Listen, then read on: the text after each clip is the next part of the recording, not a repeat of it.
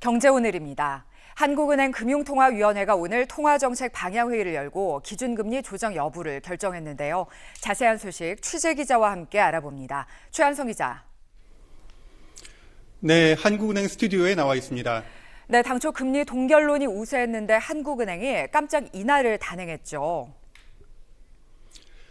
예, 한은금통위는 오늘 오전 회의를 열고 연 3.25%였던 기준금리를 3%로 0.25%포인트 인하했습니다.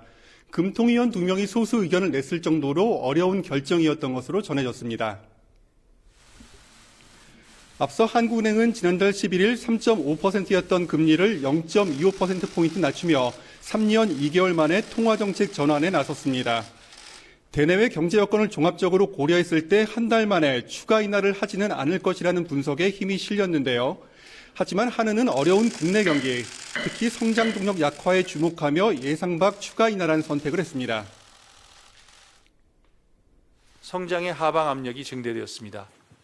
이에 따라 오늘 금융통화위원회는 기준금리를 추가 인하하여 성장의 하방 리스크를 완화하는 것이 적절하다고 결정하였습니다. 현재 우리나라 경제에 대한 한은의 평가 조금 더 자세히 전해주시죠.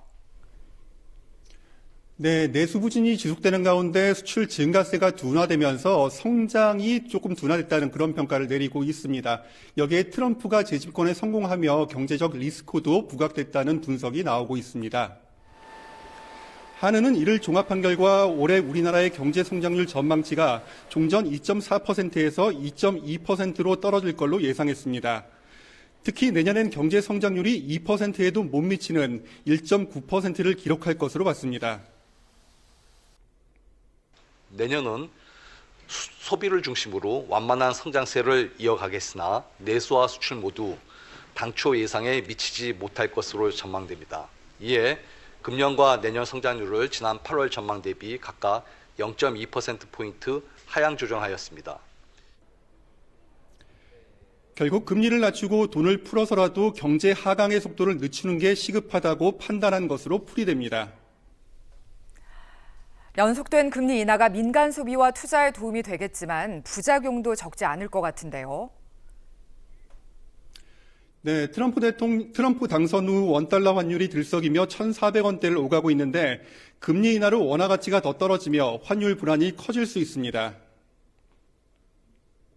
미달러와 강세의 영향으로 환율 변동성이 크게 확대됨에 따라 국내 외환 시장과 물가에 대한 영향에도 유의해야 하는 상황입니다. 이번 결정으로 미국과 금리 격차가 더 벌어져 외국인 투자 자금이 유출될 가능성도 높아졌습니다. 최근 안정세를 보이고 있는 가계부채와 주택가격이 연속된 금리 인하에 다시 꿈틀거릴지도 지켜봐야 합니다. 동결론에 힘이 실린 상황에서 추가 인하를 결정한 만큼 그 파장에 대한 한은의 분석과 대응은 한층 강화될 걸로 보이는데요. 현재 금통위원 3명은 앞으로 3개월 이내에 3% 아래로 금리를 추가로 인하할 가능성을 열어둬야 한다는 입장인 것으로 전해졌습니다. 지금까지 한국은행에서 전해드렸습니다.